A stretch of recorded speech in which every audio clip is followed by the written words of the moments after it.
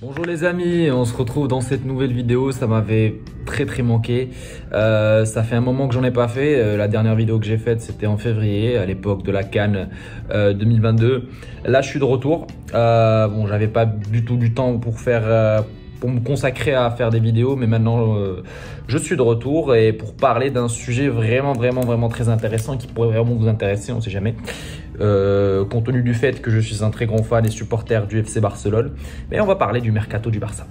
Donc comme vous avez pu voir récemment, le Barça a officialisé l'arrivée de deux recrues, Franck Kessié et Andreas Christensen. Le premier, il est arrivé de l'AC Milan. Il a été champion du Scudetto cette saison, il était libre de contrat, donc le Barça a vraiment fait une très bonne affaire avec Kessié. On ne sait pas encore les détails de son contrat, mais peut-être qu'on les saura un peu plus tard. En ce qui concerne Andreas Christensen, lui aussi pareil, il était libre de tout contrat. Il est arrivé tout droit de Londres, de Chelsea, et franchement, avoir annoncé ces deux recrues le même jour, ça a été vraiment un choc de la part de tous les supporters du Barça. On était contents, tout comme on était un petit peu douteux de la manière avec laquelle ils ont réussi à faire ça, puisqu'on sait très bien que le Barça, en ce moment, ils ont des problèmes financiers. On parle de 500 millions de dettes. Bon, il y a peut-être un an, c'était 1 milliard. Peut-être qu'ils ont réussi à baisser la dette, mais on va parler d'argent un peu plus tard. En tout cas, pour ce qui est de l'arrivée de Kessié et Christensen, beaucoup de gens étaient en train de parler du fait que bon, l'arrivée de Kessié, ça signe automatiquement le départ de Frenkie de Jong. Cependant, Frenkie de Jong était sous les viseurs de Manchester United. On sait très bien qu'il y avait un très fort intérêt de la part de Manchester United. Toutes les rumeurs du départ de Jong vers Manchester United étaient officielles. Mais récemment, il y a eu un petit retournement de situation. C'est que selon Fabrizio Romano, le célèbre journaliste spécialisé dans les transferts, il a officialisé qu'il y a eu un accord entre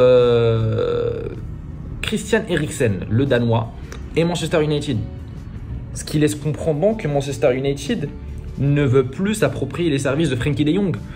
Et en plus aujourd'hui, lors de la présentation de Kessié, en tant que nouveau joueur du Barça, le président Joan Laporta a affirmé et a confirmé du fait que Frenkie de Jong est un joueur du Barça et il le sera et il le restera.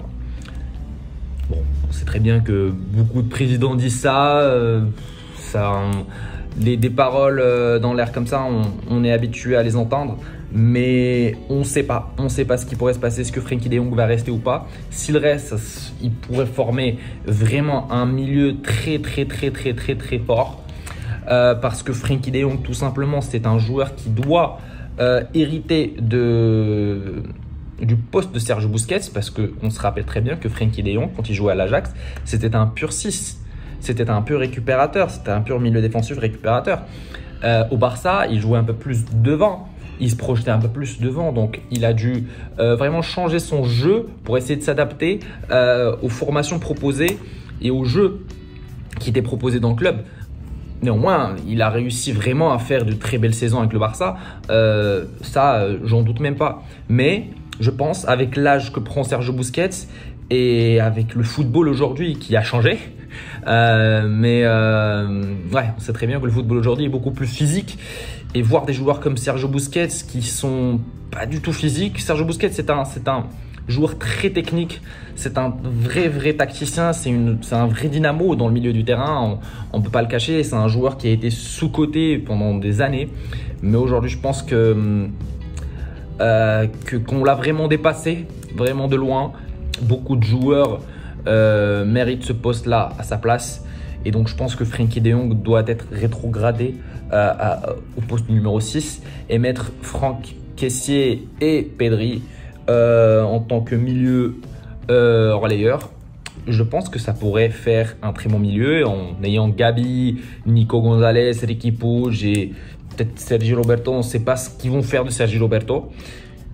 S'il va jouer latéral droit ou dans le milieu. Mais en tout cas, ça peut faire un bon milieu si Frenkie de Jong reste aux côtés de Franck Kessié. Pour ce qui est de la défense, alors là, On se retrouve maintenant avec l'arrivée de Christensen, avec Piqué, Araujo, Eric Garcia, l'anglais, Umtiti et Christensen. Le Barça maintenant a 6 défenseurs centraux. Je pense que ça fait un moment qu'on n'a pas eu beaucoup de défenseurs centraux. Et à mon avis, ils vont se débarrasser d'Umtiti et de l'anglais. Bon, l'anglais, on a déjà une piste. On sait très bien que Tottenham est très fortement intéressé par le défenseur français. Donc j'estime que le Barça va accélérer les procédures pour pousser l'anglais vers la sortie. Bon, on n'a pas vraiment de beaux souvenirs avec l'anglais. Il y a eu des saisons où il était vraiment très mauvais. Mais je pense que sa meilleure saison, c'était la saison où il avait pris la place d'Umtiti aux côtés de Piqué en défense centrale, où il avait fait une très belle saison. C'était en 2019, il me semble. Mais sinon, à part cette saison-là, il a vraiment été un flop total, malheureusement pour lui. Et en ce qui concerne Umtiti, je pense le Barça doit trouver aussi une solution pour ce joueur-là, parce que c'est beaucoup plus difficile de trouver des offres pour Umtiti qui ne joue pas depuis des années, qui nous joue, à chaque fois qu'il joue, il se blesse. C'est un joueur qui est très fragile aujourd'hui, donc je comprends que les clubs ne s'intéressent pas du tout à lui. Donc ça serait peut-être une mission impossible pour le Barça pour essayer de vendre ce joueur-là, sinon ils vont le prêter, mais à quoi bon de le prêter? Le but c'est d'essayer de récupérer un petit peu d'argent, parce qu'on sait très bien que le Barça est dans une situation financière un petit peu catastrophique. Et donc on verra ce qui va se passer. Mais du coup, quand je vous ai parlé de la formation idéale qui pourrait être dans le milieu de terrain, en défense, je pense que le Barça va plutôt être un petit peu flexible. Je pense que Xavi l'a fait cette année et je pense qu'il le fera l'année prochaine. Il y a peut-être des fois il va jouer avec 3 centraux. Donc que ça soit. Donc en tout cas, Araujo, Christensen, je pense qu'ils seront titulaires indiscutables. Reste à savoir si Piqué sera titulaire indiscutable, parce qu'on sait très bien ce qui s'est passé ces dernières semaines, ces derniers mois pour Piqué. Il est vraiment dans les polémiques.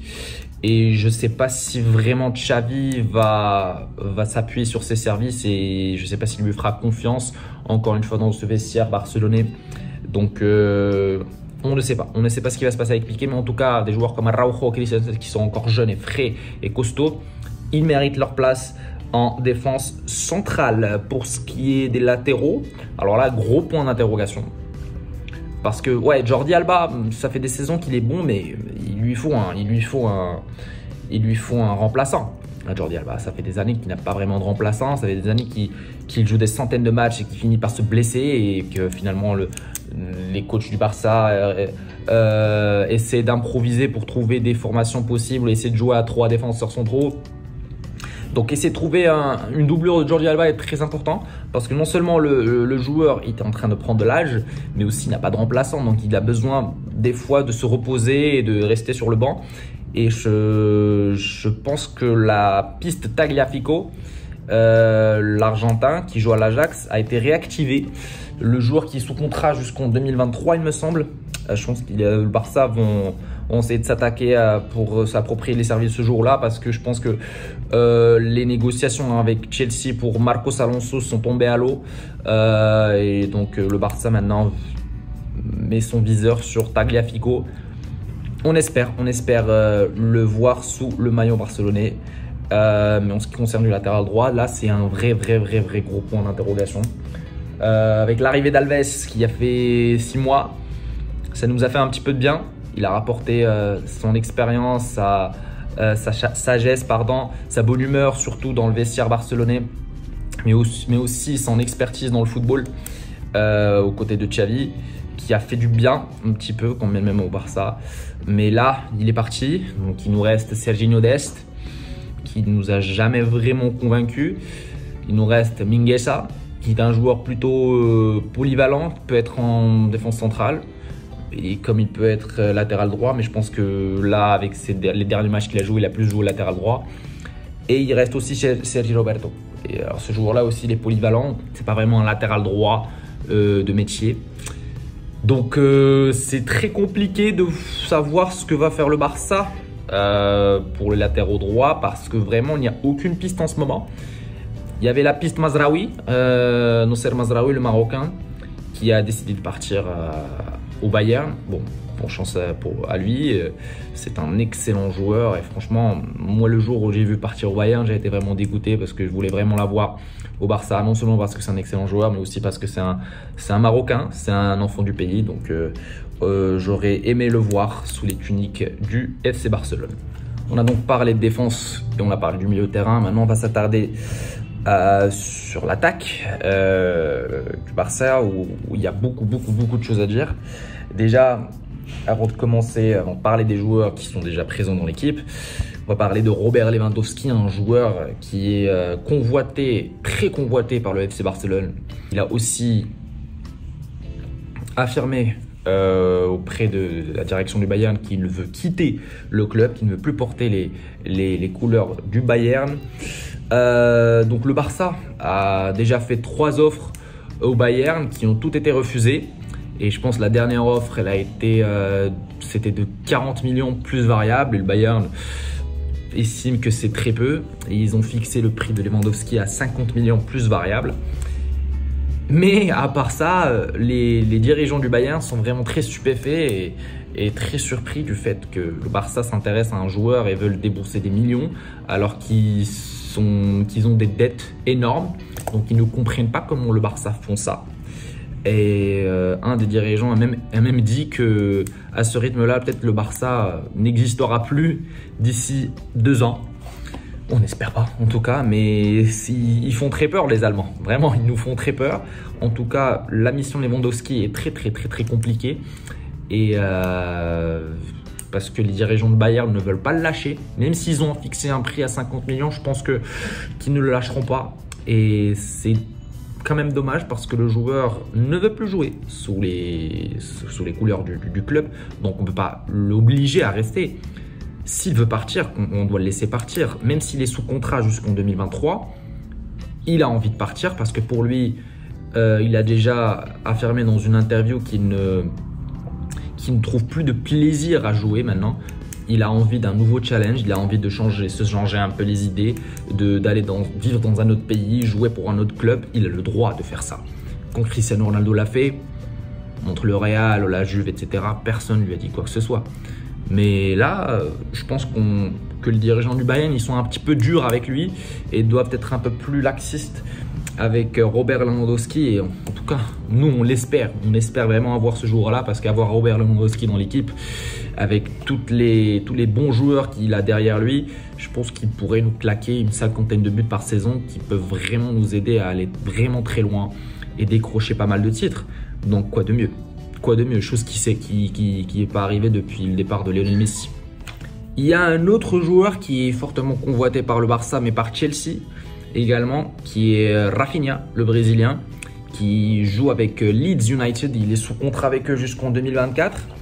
Mais il est fortement convoité par le Barça. Pourquoi? Parce que le Barça peut potentiellement ne pas renouveler le contrat de Dembélé.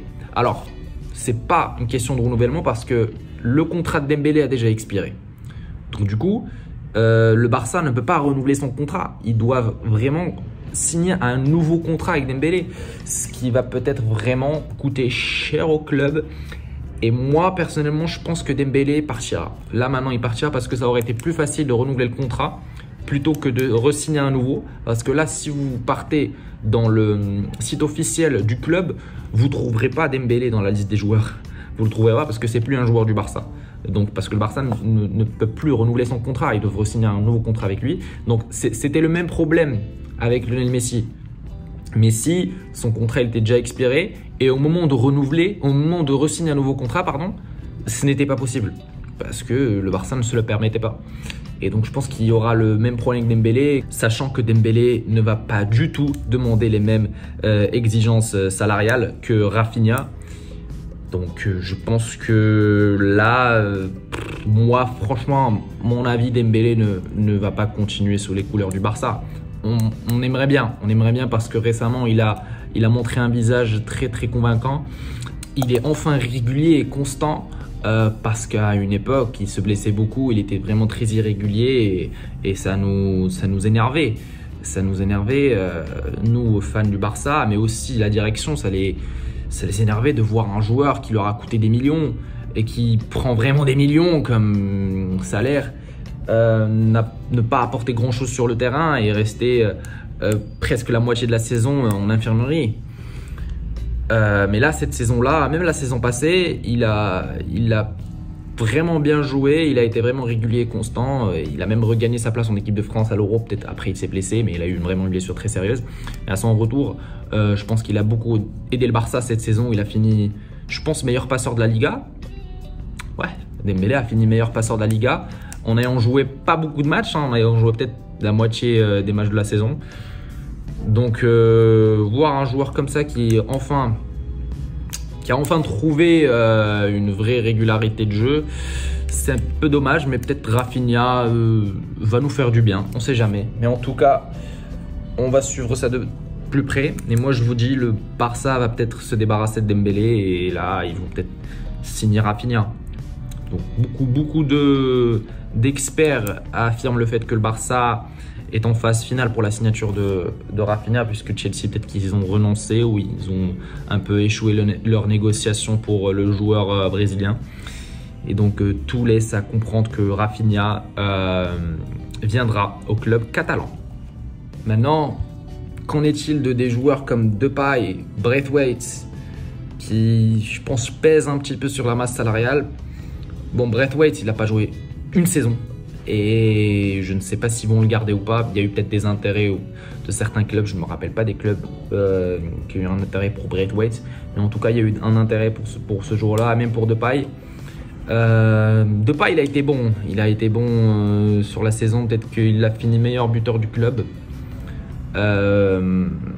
cette saison-là. Mais je pense que il est poussé vers la porte de la sortie. C'est peut-être...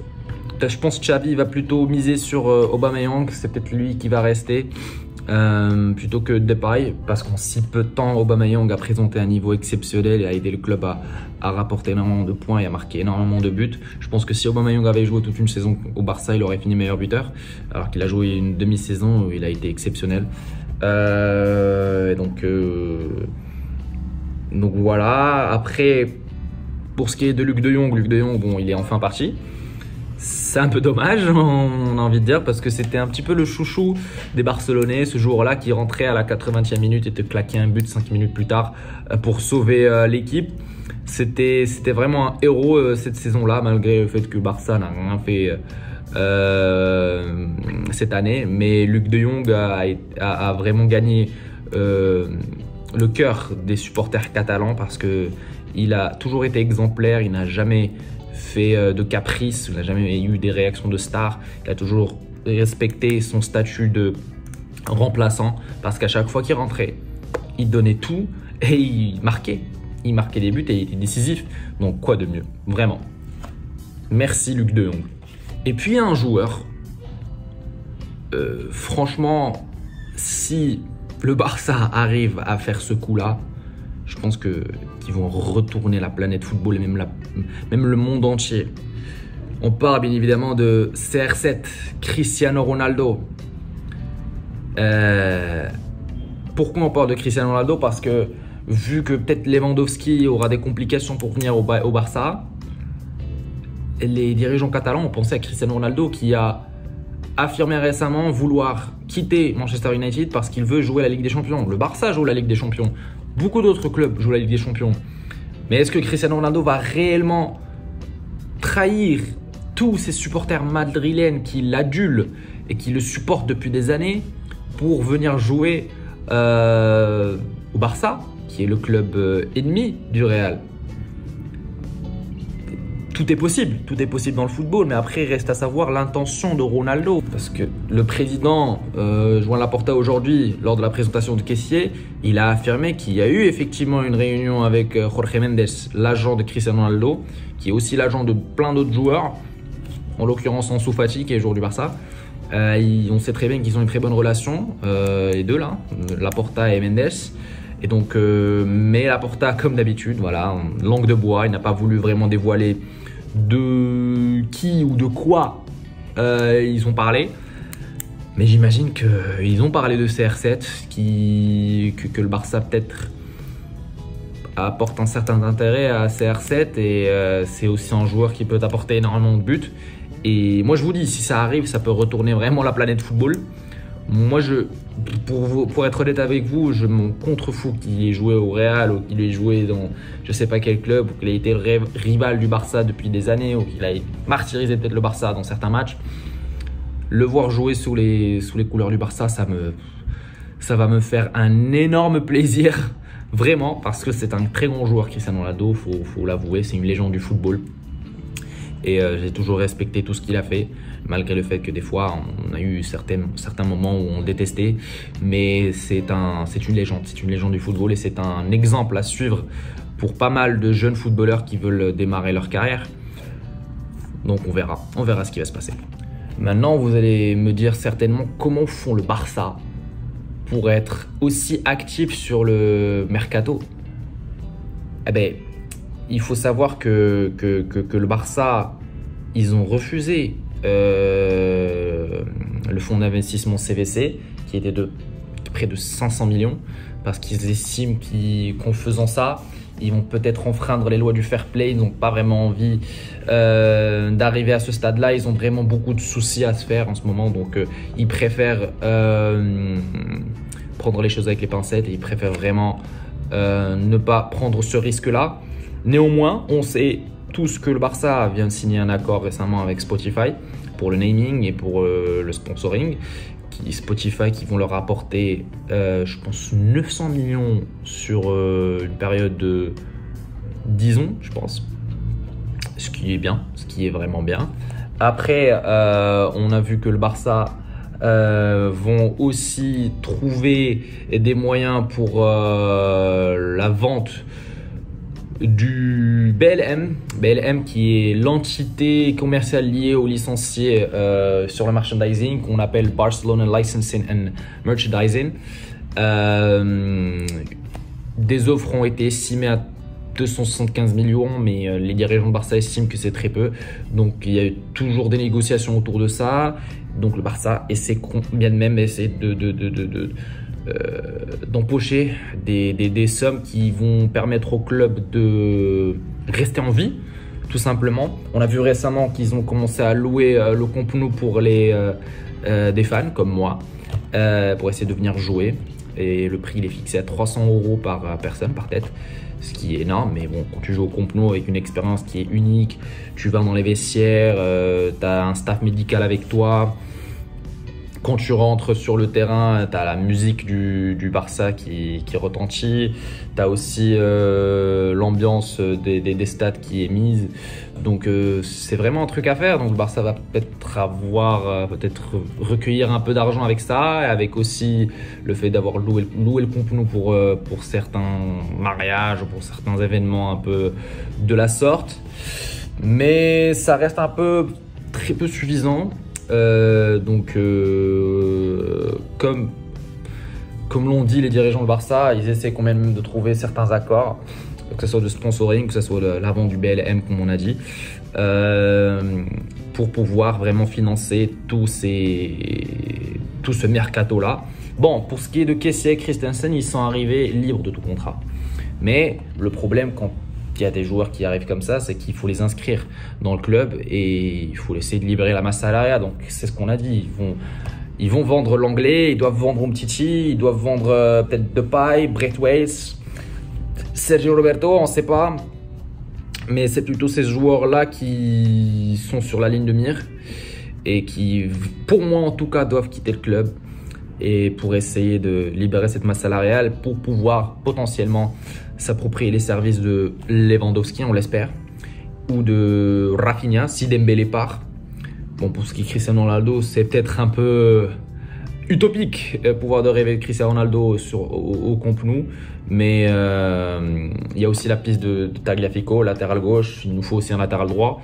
Il y a du boulot pour les dirigeants du Barça, pour Joan Laporta et Matteo Alemany qui font un super bon boulot, surtout Matteo Alemany depuis qu'il est arrivé au Barça.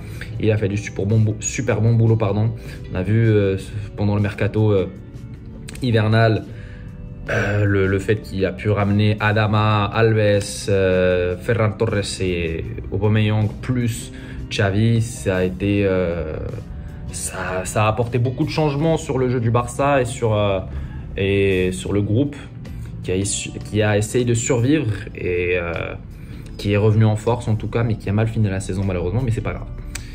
En tout cas les gars, c'est la fin de cette vidéo. Je pense qu'elle sera un petit peu longue, mais bon, c'est mon retour sur YouTube, donc je m'excuse. Je m'excuse pour la longueur et pour la durée de cette vidéo. En tout cas, ça m'a fait plaisir d'avoir partagé ça avec vous. On se retrouve tout simplement pour une prochaine vidéo sur le football, bien évidemment. Ciao.